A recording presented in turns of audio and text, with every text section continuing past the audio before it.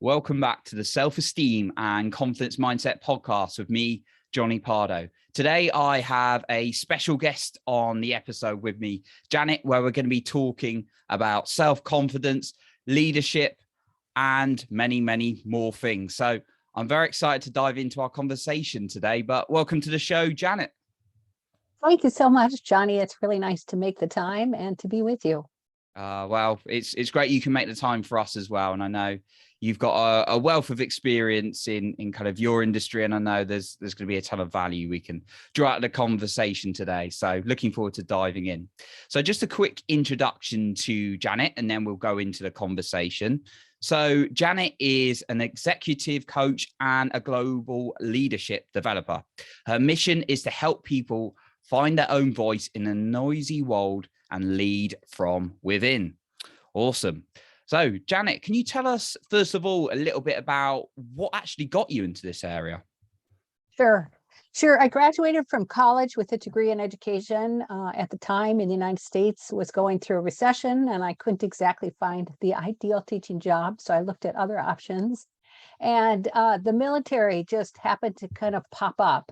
So I joined the United States Marine Corps, and that's where I got my whole underpinnings about what does effective leadership look like. The U.S. military does a really great job, we believe, in developing leaders and defining what good leadership looks like. They spend hours and hours on it over the course of your career. And so that's where my underpinnings was. I spent both time on active duty in the reserves, and then eventually retired from the reserves as a lieutenant colonel. So that's kind of what taught me about what is leadership, and then got into the civilian side. I worked for a government contractor for a number of years, and that niche, that transition went pretty easily because I worked with a lot of government people. And over the years, I have launched my own consulting business and work with executive coaches on how to be an even more effective leader, and then also brand new frontline leaders. I wrote a book called The 7 Mistakes New Managers Make, and it is focused on how to avoid some of those trips and that we all face when we're brand new managers. So you could say, in a nutshell, leadership is my passion. Awesome. Sounds like a great range of different activities you've been involved in, and great to always be a fellow author as well. So fantastic on that. So one question I'd really like to ask right now is, what's kind of your definition of leadership? Well, leadership fundamentally is creating followership. Is how do you get other people to do the things that you or the organization believes that they need to do, whether you're in a military and combat setting, or if you're in a for-profit or a non-for-profit. But effective leaders set direction and then get people to understand what that direction is so that they will get engaged and follow through. I think the trick for leaders is to do it in a way that engages each person personally. So the meaning that I find in the work may be different, Johnny, than what the meaning you find in your work, and that's okay. And that, of course, is the challenge of a good leader. Okay, no, thank you for that definition. First of all, to sort of like dive in with that one. So in terms of leaders, obviously, you know, we can have different leaders in different areas of life and at different levels. So do you find things from all the people you've worked at, something like self-doubt, for example, and we were talking about this before we started this conversation, but do you find that self-doubt is something that appears at all levels of leadership? I think it does. And I do think I'm also an executive coach, and I've worked with executives all over the world. And I do find in a coaching situation is where that self-doubt can really be shared. If you're the CEO, for example, who do you talk to? You know, you maybe talk to your spouse, if you've got a spouse or a significant other, or some of the people that you play sports with, you maybe can talk to, but it's very hard to let your guard down and to share an insecurity, a doubt, something that you're judging yourself up against on your own team, because of course they're all competing with you.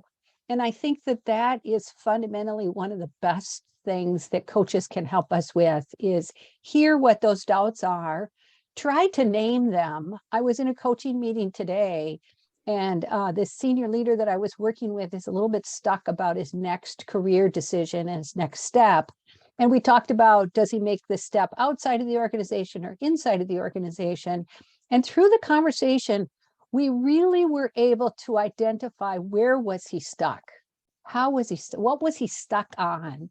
And so he could name that, and then he can do something about it. But, you know, if we have these swirling thoughts in our heads, which is really what self-doubt is all about, and you just keep them to yourself, you know, you're going to fit new patterns together, but they may not be based in any kind of reality. And I think that's what's so powerful and so successful about executive coaching, is it really helps you vocalize, here's what my concerns is, here's what I'm worried about. And then the coach, his role is to ask questions to help you understand more deeply, to dig more fully about the issue and come to some new insights. Love it. Yeah. And I like what you said at the start there, that you're the CEO, and it's like, where do you go from there sometimes? And I perhaps, like, maybe I'm wrong. I've not obviously worked with CEOs like you have in that way, but I guess there may sometimes be that not wanting to expose that to people in the business as well. Do you come across that? Oh, all the time. And I think the higher you are in an organization, the more guarded you feel you need to be. You know, so many senior leaders don't want to share what they're worried about, what they're doubting, because they think that might cause others to question their decision making or the direction that they're going. And so I think, you know, having someone that you really can share your frustrations, your concerns, your questions with makes you even more successful. I love that, because yeah, I mean, I've worked for many years in corporate organizations, and fortunately I had some, you know, good managers who were you know, looking out for me, saying, are you okay? And then sometimes just even reflecting now, perhaps I wasn't as aware now on this whole personal growth stuff, or not that I was not unaware or had no empathy to other people, but perhaps sometimes it was like thinking back, who was looking after those managers sometimes, or if their manager wasn't so, you know, had making the time for them, it's like, who was looking after them? So I think there's some great work you're doing with CEOs and, you know, senior leaders in that space, which is awesome. Yeah. So what's kind of, in terms of the authenticity, is kind of the next thing I wanted to touch on a little bit in sort of leadership. Is there sometimes, do you find that sometimes people are a bit hidden away from being their true self in sometimes leadership, because they want to kind of please others or kind of be a certain way to lead others? What I found, Johnny, is that the leaders who are truest to themselves are the ones who are most effective, because they're not worried about being something else. But the reality is, if we lined up 5 wonderful leaders, you know, if you and I agreed on, here are 5 terrific leaders, and we looked at how do they lead, we discover that each of them leads in a slightly different way. So there is not one universal definition of what does effective leadership look like. It depends a lot on the individual and how they show up. But if they do show up to their true selves, I know how I am. I might be very gregarious. I might be very oriented on individuals and what matters to each of them. You know, I might not be as communicative as the next leader, for example, but that person is also very effective. So I think the trick is to figure out what makes you you, and then be that every single day as you show up as a leader. Yeah.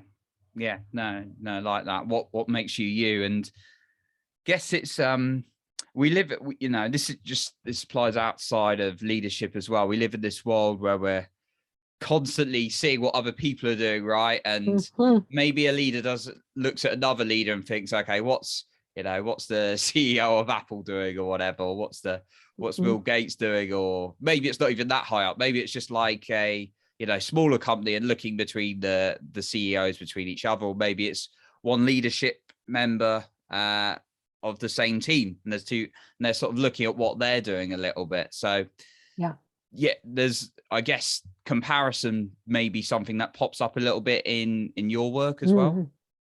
I think it does. And I think often in a coaching conversation, leaders bring that question about, my peers are doing such and such. Should I be doing that as well? And my question always back is, where would that get you? If you adopted that behavior, what would happen because of it? And what's causing you to think that you should also be doing that? So it's really a lot about being the best individual that you can be, learning from other people, certainly all these people that you just mentioned, whether it's Jobs or Gates or whoever, you know, they have a lot of characteristics that we can emulate, but you can't just pick them up. You know, you can't take the whole of Steve Jobs and pick them up and try to internalize it, because that just wouldn't be you. Yeah, very, very true. There's always lessons to learn from other people. And actually, one of my mentors says this, which I'd like to share. I don't think I shared it this much on the podcast, but it's self to self for progress, and then self to others for possibility, in that you're seeing what's possible for them in great ways is possible for you, but it's look at your own progress based on yourself. Yes. I thought that was a powerful statement when he said that. Yeah, for years, I was a runner, and I didn't run a lot of races, because you always had that, oh, here's what my friends were always faster than I was. And, oh, they finished that marathon in 4 hours and I did it in more than that.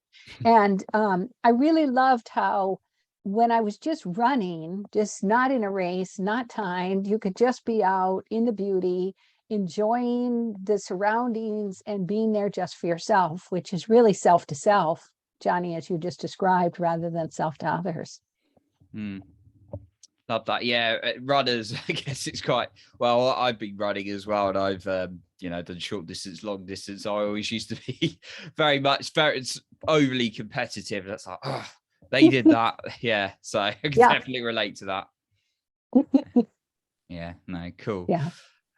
So in leadership, obviously, particularly when we're in, like, obviously the professional life, we're talking here, sometimes we can all have very, very busy lives in our professional lives, and you know, we're going so quick, and actually we're not making time for ourselves. So is that something you find within leaders, that perhaps they don't have that time out that they need? And how would you kind of encourage people as a start to find that time for themselves if they need it? You know, I find that everyone is overworked right now. When I have these conversations, whether it's with a team or with a very senior leader, is people have way too much to do. I think coming out of COVID, we felt gratitude that we still had work. And then, of course, what happened to so many organizations that made it through that first 6 or 8 or 9 months, that then their business skyrocketed. And so they're in this high growth stage, and they're not willing to pause and look around and say, now, where are we at? And can we really sustain this? And so I think what's happening in so many organizations is people are just leaving. They're just overworked. They don't see any end in sight. And so they're leaving. And I think organizations, the leaders in organizations, have to have the courage to pause and say, where are we at? Can we sustain this? Is there anything we're doing that is just filler work that doesn't make sense? Maybe it made sense 3 years ago. It doesn't make any sense now. And help people really sort out this very, very busyness that we're in. Yeah, it's it can go so quickly sometimes through life, and not take that time to pause out. And like you said, it can cause I don't think you used the word burnout, but cause exhaustion, and that's what people are using frequently, experiencing frequently. I know I've been there as well. Definitely, we can get carried away. So yeah. coming back to. Well, and hopefully I do ask in most of my coaching calls, what are you doing in your off time? And I think we still see this with an issue more with women than with men, although men are catching up, which is, dealing with family, 2 careers, maybe aging parents. So they're as busy in their off work time as they are in their work time. And where are you actually pausing to refresh? Because if you're not spending any time to pause, whether it's just a walk, or maybe it's a run, or maybe it's spending a weekend completely unhooked from your electronic devices, you just can't keep going on at that same pace, because sooner or later it's going to catch up with you. Either in exhaustion, maybe in a physical illness, maybe the loved ones in our lives are going to say, I can't do this anymore. Yeah. So many different forms there. And I guess sometimes it will just show up in an area where you weren't expecting as well. So yeah, whether that is a physical physical symptom, or it's a relationship symptom, something that's coming up from that kind of exhaustion that you've been going through. So yeah, very valid point on that one. One thing I kind of bring up a few times on this podcast, I've asked a lot of guests about, and I think it's really important to touch on this, particularly in regards to leadership and executive coaching, is the concept of, and we kind of briefly touched on it, but it's the concept of imposter syndrome, the feeling of like, what if they find out that, I'm not really suited for this job, which is obviously hand in hand with the self-doubt we came on. Is that something perhaps you've worked with people on when they felt they're not adequate to be in that position? I think almost everybody has imposter syndrome. I don't know that they always recognize it or they name it. But I think women are better at describing it than men. We know historically that women will apply for jobs when they feel that they're fully prepared. Men will apply for jobs when they think they've got some of the qualifications, which is the one reason why men consistently get ahead in business, and why they still are leading most of the Fortune 500 companies. I think this idea of imposter syndrome is, who else is telling you outside of your head how you're doing? And are they giving you real evidence? So we as employees or as fellow leaders can help that along by giving real feedback. Johnny, you did such a good job, going from Johnny, you did a great job on that podcast, to Johnny, your podcast is so successful because you ask such great follow-on questions, and it allows the guest to respond and continue the conversation rather than feeling like they're being grilled. So moving beyond great job to what was great about the job that you did. Oh, love that. Yeah. Giving the specifics, else it just you find it a bit generic, don't you, as well? And yeah, it's a bit general and people can't relate as much. I like what you said as well about most people kind of experiencing that. And I mean, I've heard so many names like who you wouldn't expect, to feel like an imposter. People like Jennifer Lopez, I remember saying it.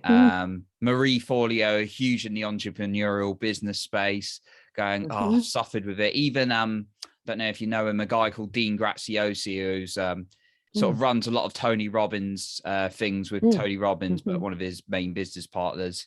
Remember, he was doing an event, which it must have been his 5th. He's like, do you know what, guys? Like, I had a lot of imposter syndrome this morning. He comes out and he's just like, yeah, guys, he's just giving this value. And you think, wow, really? So I'm glad you kind of like recognized it. And when I've worked with someone and they feel like they're feeling alone in it, I just always like to emphasize the point that it's not just a one person thing. It's a thing that often people report. But also like what you said about sometimes women will come forward with it a little bit more. But yeah. One thing we do in coaching is we name your inner critic. And sometimes I actually get people to draw a picture of that inner critic. What does she look like? What does she say to you? What are some of the words she chooses?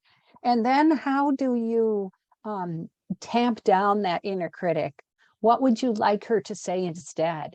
And to try to start to get those images, maybe you surround your desk with some of those words about you can do it. Remember last time how strong you were, and getting some of those images so that you're verbalizing and seeing them when that imposter comes to call, because they all do. Yeah, like that, like getting visual and then recognizing it as well, rather than fighting it necessarily and getting in that aggressive battle. It's just Right. redirecting. I guess that's what you're saying a little bit. Yeah, redirecting. Redirecting the that critic in our head. So yeah, I remember reading that for one of my, actually I had a confidence coach a few years back, and she was that's something that really helped me as well. And she wrote a book about it as well. Is about naming them and being compassionate as well with them. So with kind of like leaders and who perhaps undergo quite a lot of criticism, or perhaps they've got like whether it's a difficult situation, sometimes these things sadly do happen where you might have to make some hard calls in your business, and it's never you're never going to please anyone. I guess that's going to be an issue that quite a lot of leaders face when kind of leaders are perhaps in a state when they're really perhaps low, or in a real challenging state from a real knockback in the business. Kind of what are maybe one of the two of the key things that you've seen that have helped them move forward from those real challenging places? Yeah, I think you start by naming it. What not only what are you thinking, but what's the impact of that thinking? Where do you think that thinking has come from? Not back 20, 50, 30 years from your youth, but what's causing you to have those feelings right now? And so I think the very first step is to just name what's going on. Is it that you're so distracted because one of your kids is not thriving? And in every way, you run into that every single day. Or is it a conversation you maybe had last week with a superior who was critical of your work, and you haven't had a chance to follow up and find out more about what that critique was all about? So trying to name it, I think, is the very first step, because then you can do something about it. Was it poor quality of your work? Was it you're not spending enough time with your family? Was it you can start to come up with a solution or a remedy if you know what's behind what's going on. Okay, so yeah, drawing back to some of that working on your self-awareness a little bit. I think so. Yeah, I like that one. And kind of what we touched on a little bit earlier I guess obviously you're working with like CEO or executives, and it kind of helps them articulate sometimes when they feel like they've got no one to talk up to. Do you find sometimes outside of yourself, obviously they come to you, that leaders find it hard to reach out perhaps for help when they need it sometimes? And is that kind of something you can, I guess the only way around it really is to start asking for help, but I don't know if you've got any other views for that, and if that's an issue, because I know particularly stereotyped men are stereotyped as kind of like not wanting to reach out for help, and I've definitely lived that as an example many times through my life. But yeah. Well, I think if you're wondering, do you need some help, to actually talk to somebody else who might have gotten help, whether it's therapy or coaching. And there, of course, are two different things. But I think you're right, Johnny, that men do struggle a little bit more with reaching out for help. So being in the company of other people who've gotten help, I think helps a lot. Asking yourself, what would make this better? And can I do it by myself? So often we get stuck. If we're in a bad place, we just think, if I just work a little harder at this, if I get up a little bit earlier, if I work a little bit longer days, if I double check my work a little bit more, things will get better. And sometimes they can't get better all by themselves. And so that's where, talk therapy, that's where coaching, that's where team dynamics workshops really, I think, can help a lot, is because it gets you out of your own head and into some pragmatic problem solving.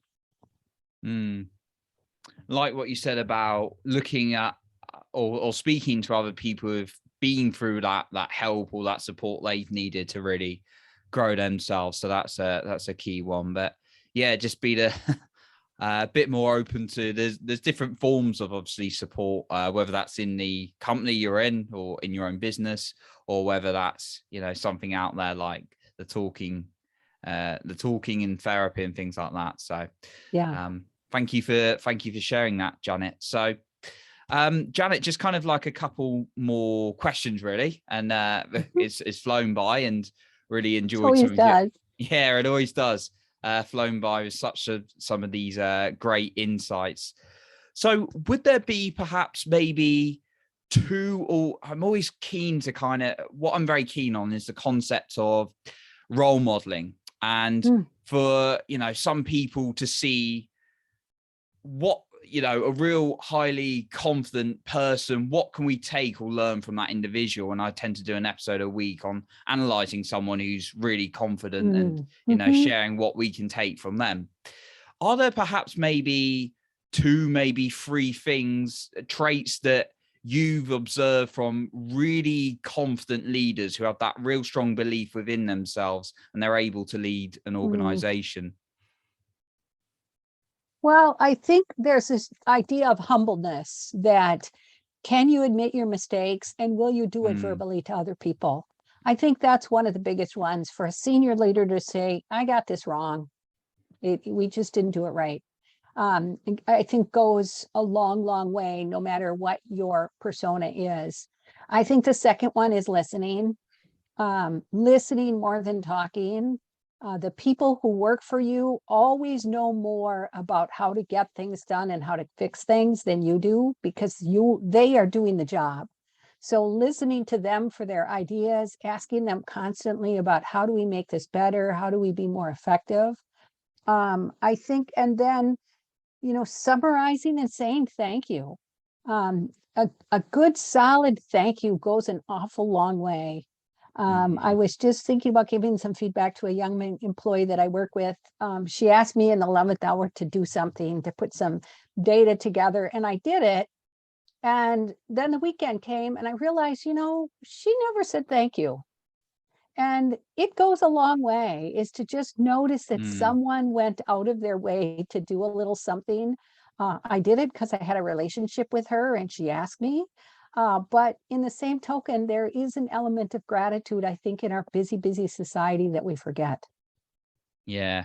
Totally agree. And creates that connection with people a little bit more when you say it as well. So yeah, I can remember that as well. Like even being, 17 years old and working in shops for managers, and there's one manager I'm still friends with to this day, actually. I don't speak as much, but now and then on social media and stuff. And he was a real appreciative but nice talking guy, really good manager. It's like a supermarket and kind of shop, as I kind of never really wanted a career there personally, but some people do. But I remember him just being very much like appreciative, like kind and just fun, good laugh. And then I never forgot that. And, we still speak, bump into each other. It'd be like fist pump, handshake.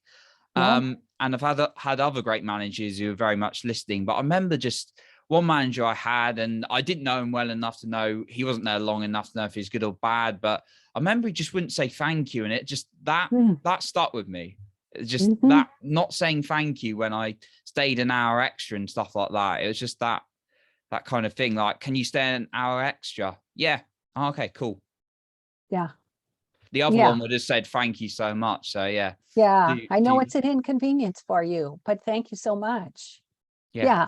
And, and what does that take? It's 2 sentences. It takes less than 15 seconds. And yet we get so caught up in this busyness that we forget these just good relationship building techniques that all of us make us better people. Yeah, it spreads good energy to others, and in turn that can kind of make us feel good as well within ourselves. I really like your first one on the humbleness, and then being honest when you've made a mistake, because we're human beings, we always make mistakes, as long as we're learning from it and going forward sometimes. Yeah, right. Yeah, and that kind of ties me on to the very last question, really, which is about decisiveness. Now, I used to be a huge overthinker and be like, I don't want to make any decisions in case I get it wrong. When I was being promoted or growing through organizations, I was like, I don't want to make that decision, I might get it wrong.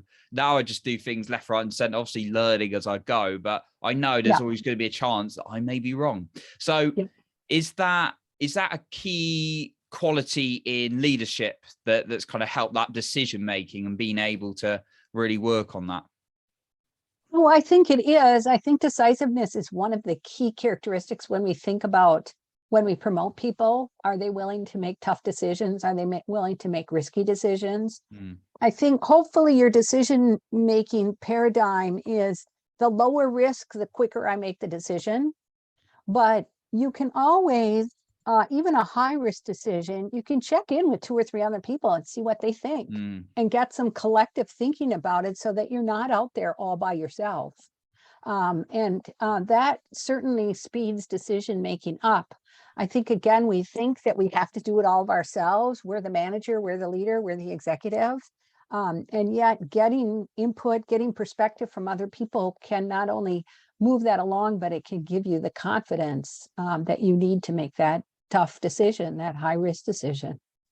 Yeah, and having the confidence to ask other people as well. So yeah, I'm glad you said that, getting other viewpoints on board there as well. That can be key. So awesome, Janet. So thank you so much for sharing some really valuable insights with us today in terms of leadership and actually how we've been tying this back to our confidence and believing in ourselves, because we've got many different individuals out there, leading by example, and we're all leaders in some kind of way. So thank you so much for sharing. Where can people find more of your work on social media or your websites? Great, thank you.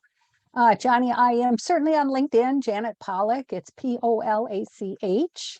And I can be found at In the Lead, INTHELEAD.co, inthelead.co.